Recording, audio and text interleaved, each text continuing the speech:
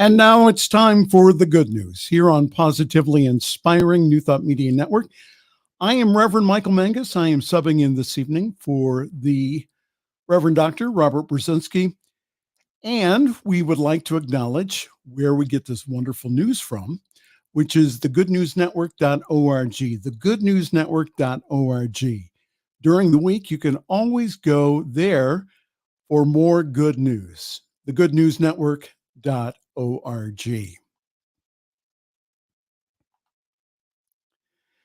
As we start off our good news this evening, a rule requiring gun dealers to obtain federal licenses and conduct background checks regardless of where they sell guns have been finalized and will soon go into effect, the U.S. Justice Department announced on Thursday.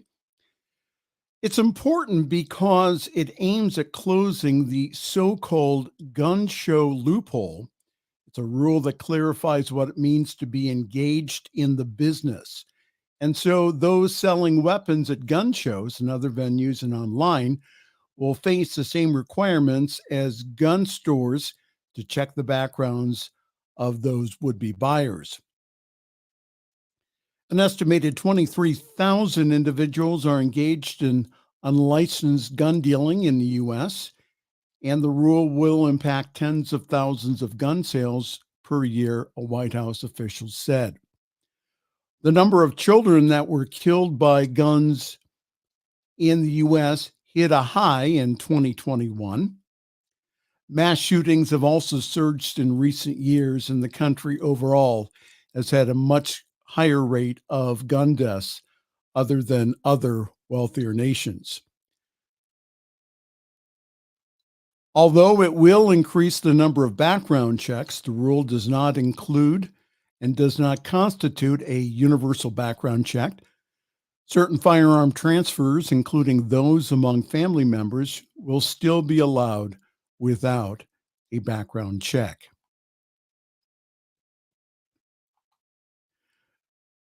Next on our good news, waste heat generated from electronics to warm Finnish city in the winter, thanks to groundbreaking thermal energy project.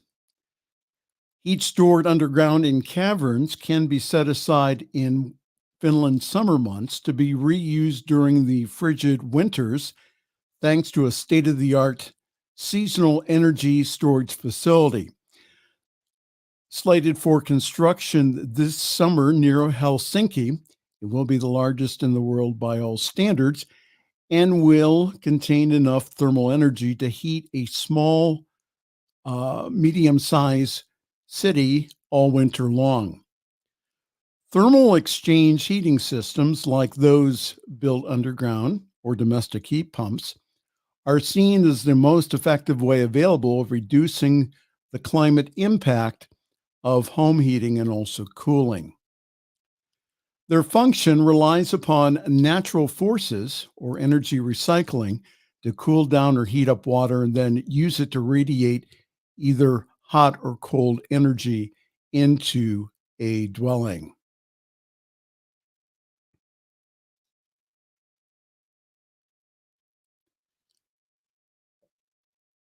Veranta's Energy CEO says this: the world is undergoing a huge energy transition. Wind and solar power have become vital technologies in the transition from fossil fuels to clean energy.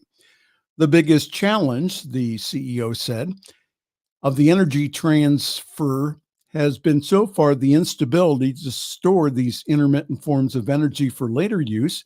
Unfortunately, small-scale storage solutions such as batteries or accumulators are not sufficient enough industrial scale storage solutions. Veranto Energy is an excellent example of this, and we are happy to be setting an example for the rest of the world.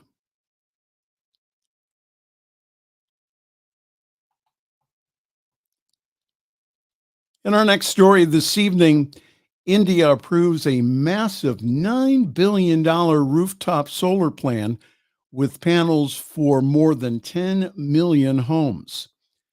Passed in February, a massive subsidy program to help Indian households install rooftop solar panels in their homes and apartments, aims to provide 30 gigawatts hours of solar power to the nation's inventory. That's a lot of power.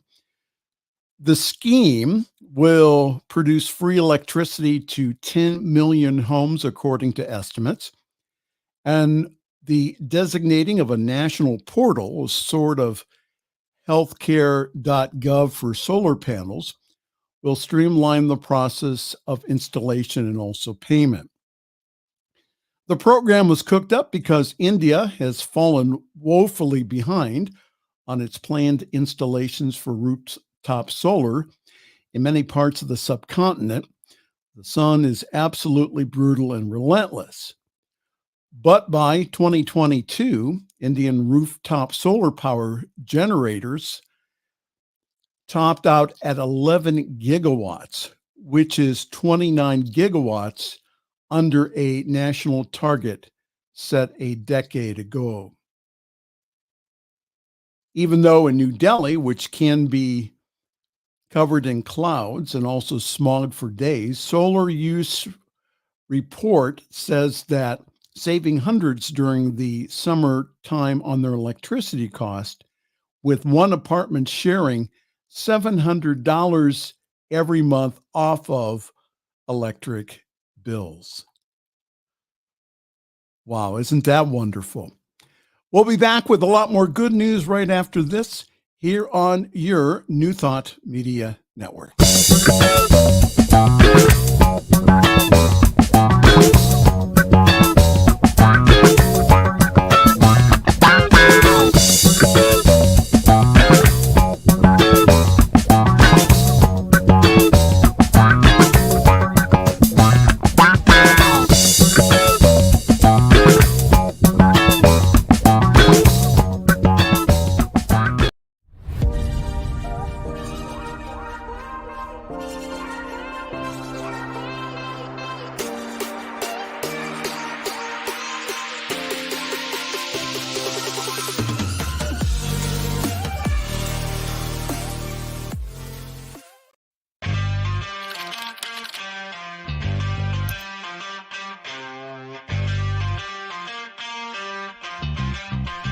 New Thought Media Network. We are a global broadcast network of positive music, media, and entertainment, inspiring humanity's evolution along the journey of enlightenment and creating a world of love, peace, empowerment, and prosperity for all.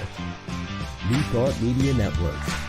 Positively inspiring.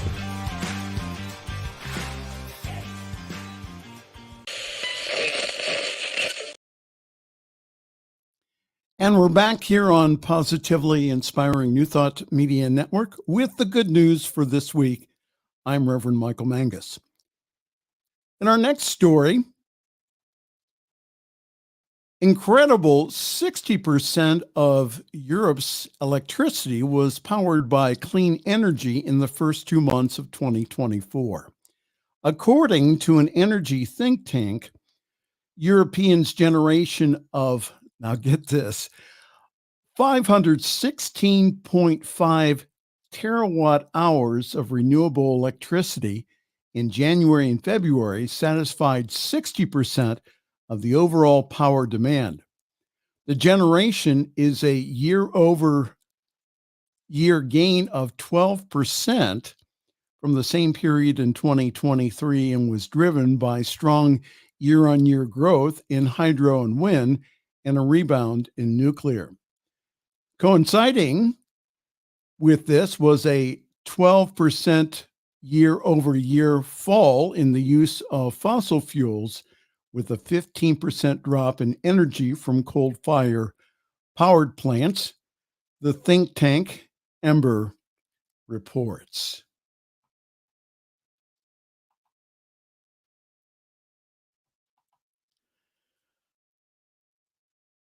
Here's another wonderful story. Wheels for Winners give hundreds of free bikes to Wisconsin youth in exchange for community service. In one of those of America's most cycling-friendly cities, a volunteer group is rewarding anyone who puts in time serving the community with a brand old new bike. Wheels for Winners only asks that the applicants provide evidence that they completed 10 hours of community service for any organization in Madison, Wisconsin. After that, it's a simple thing of just showing up, selecting a bike, and then riding off into the sunset. Relying upon donated bikes for parts, the chairman of the Wheels for Winners program, Neil McCallum, says that bikes are completely restored, dismantled for parts, or donated to other partners. Not a single bike goes to waste. We turn out around 400 bikes a year, but we take in probably around 750 bikes, said McCallum. What we're trying to do here is to allow young people that may not be able to afford a bike to have a bike with just a little bit of sweat equity. Wheels for Winners isn't alone in its admirable operation, and as a 501c3, it receives support from the community as a tax-free level, and even receiving a generous grant recently from American Family Insurance.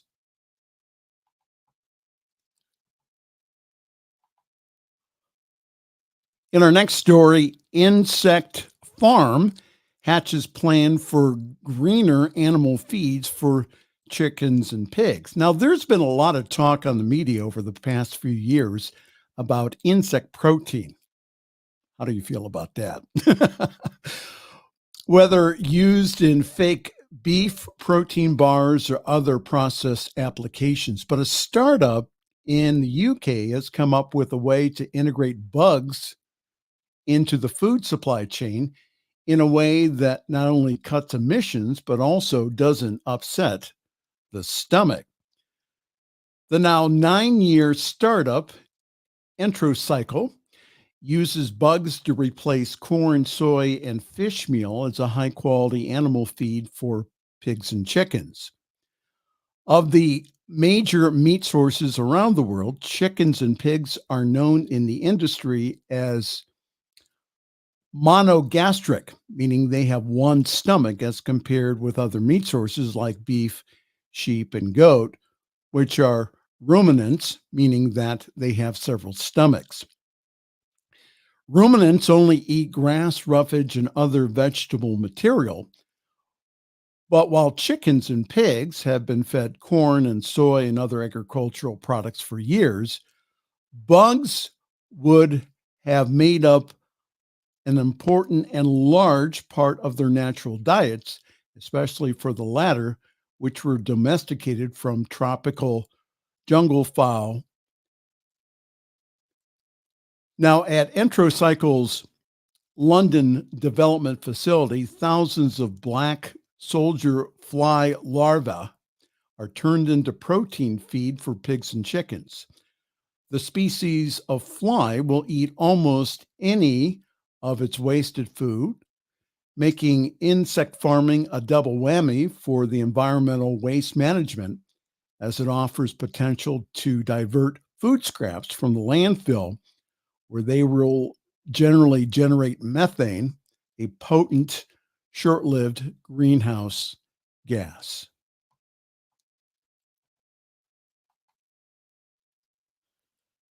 Well, that's a good use for bugs.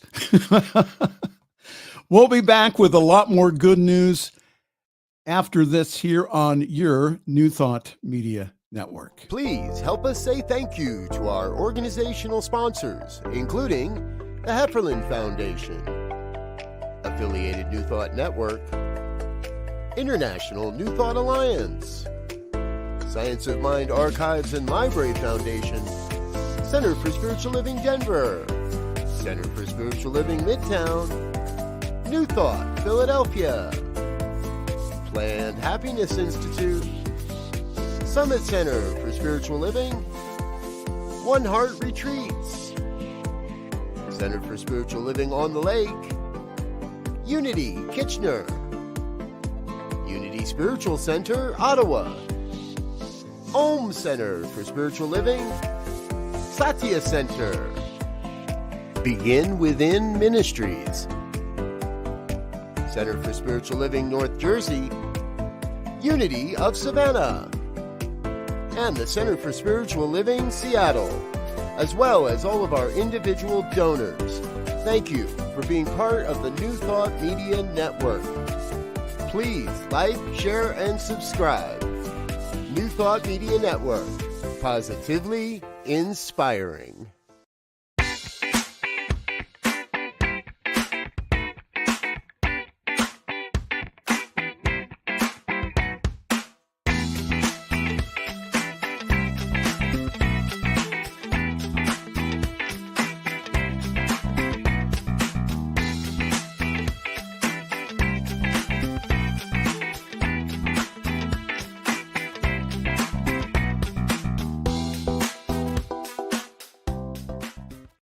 Choice, your creative superpower. We have the power to manifest as we dedicate attention to our thoughts, but often miss opportunity to achieve the greatest good. Your superpower is waiting to be unleashed to unlock a fuller, more rewarding world for all.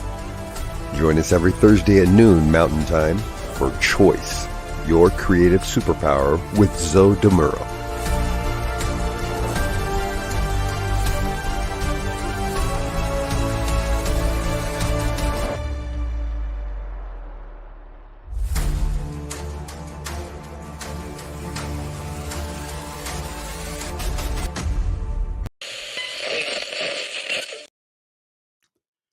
And we're back here on the New Thought Media Network for our Good News program for this week.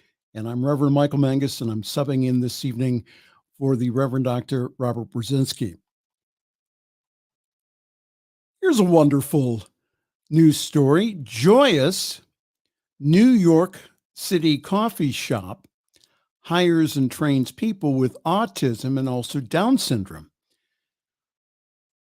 While a cup of Joe from the Café Joyeux is a normal experience in European cities, this radical and tremendous coffee chain has just opened its doors in the Big Apple. Located on Lexington Avenue at East 52nd Street, the first American Café Joyeux employs crew members with intellectual and also development disabilities, empowering them through meaningful treatment and employment. With Autism Awareness Day having just passed, it is a perfect time to go there for coffee.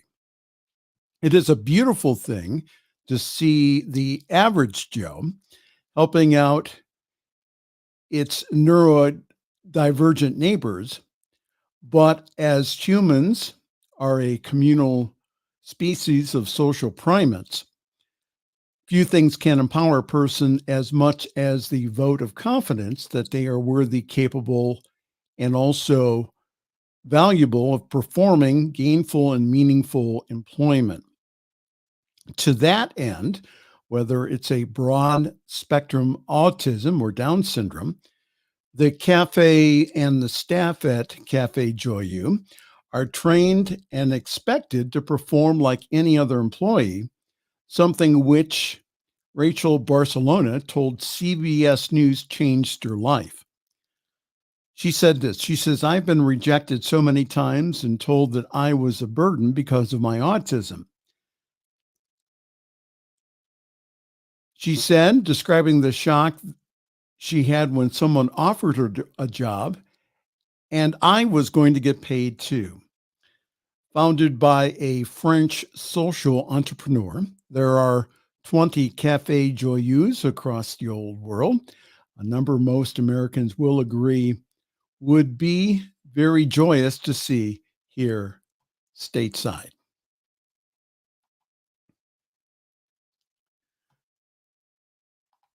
In our next story this evening, a pat on the back statistically improves free throw numbers in basketball, demonstrating the power of touch. In difficult situations, physical touch like a hug or a pat on the back can reduce stress, so much so that researchers from the University of Basel have found that it can statistically improve free throw points in collegiate basketball. The research demonstrates on how sensitive humans are to physical touch and how marriage and family therapist Virginia Satir's famous quote is that we need at least 4 hugs a day for survival, 8 hugs a day for maintenance, and 12 hugs a day for growth is spot on. One of the most stressful situations during any basketball game is a free throw, which happens when a player is fouled while attempting to score. Unlike in soccer, where anyone can take a penalty kick, in basketball, it is only the fouled player who gets the free throw. Of the 10 most successful NCAA teams since 2001, only one, Michigan State, shot fewer free throws than the median of 20.6 per game. Estimates of the number of games decided by free throws during a single season range from 4 to as many as 1/2 of all games, according to published research. Evidently, then, whatever can improve the free throw completion can only be a good thing for the team. The colleagues at the University of Landau and also Purdue University studied the situation using videos of basketball games. The study included a total of 60 games played by women basketball teams and 835 incidents of 2 free throws.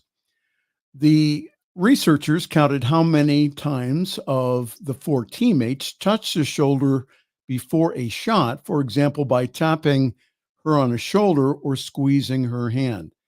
They then calculated whether there was a statistical association between the number of touches by teammates and the success rate of the shot.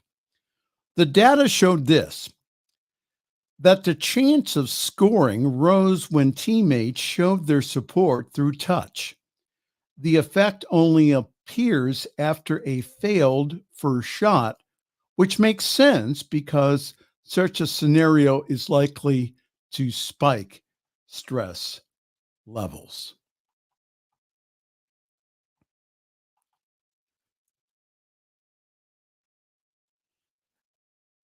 Next on our good news, Paul Sheens is donating $100 to the Gary Sinise Foundation for every strikeout.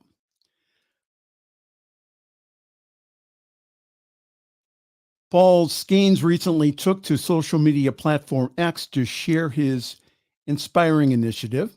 He called upon fans and supporters and fellow athletes to join him in supporting the Gary Sinise Foundation, a renowned organization dedicated to serving and honoring American veterans and first responders. Join me this season as I support the foundation in raising funds for our nation's veterans and also first responders. I am personally donating $100 for every strikeout I record this season. Please click the link in my bio to join my mission and make your donation. Skeens was a standout athlete during his college years and garnered national attention for his exceptional talent as a pitcher while representing both the Air Force and also the LSU Tigers. The announcement of Skeens' pledge has sparked a widespread enthusiasm and support across the baseball community and beyond.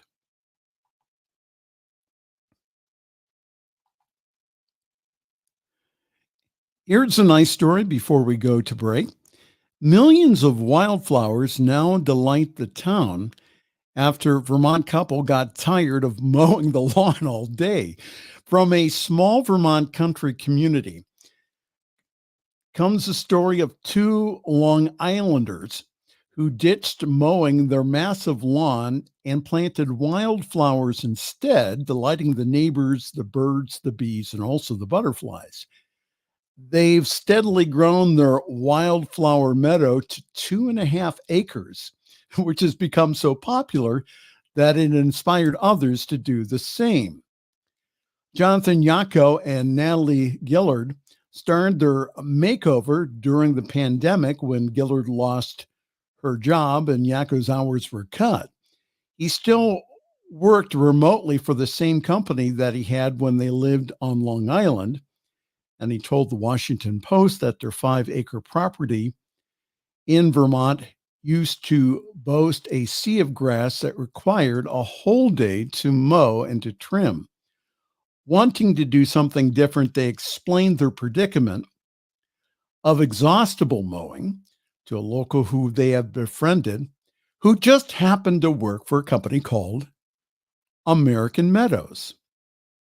It would cost a couple hundreds of dollars and require a fair amount of initial work, but the friend suggested that they plant wildflower meadows that would grow on its own even afterwards.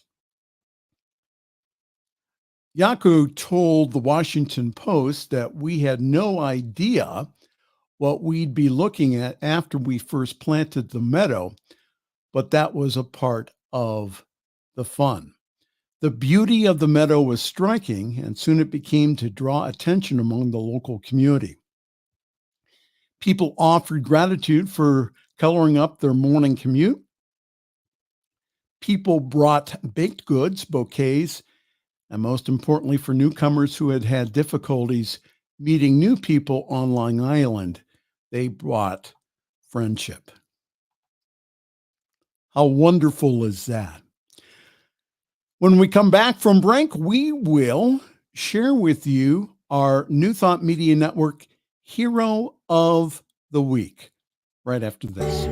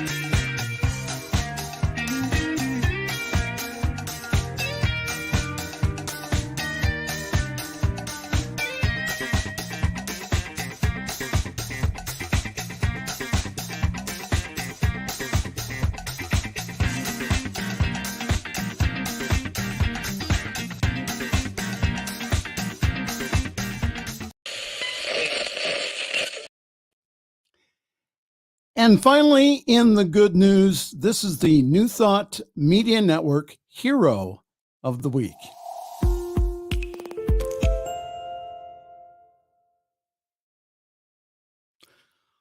Our hero of the week comes from San Antonio, Texas. In a heartwarming display of compassion and ingenuity, a group of teenagers in San Antonio is turning plastic bags into sleeping mats for the city's homeless population.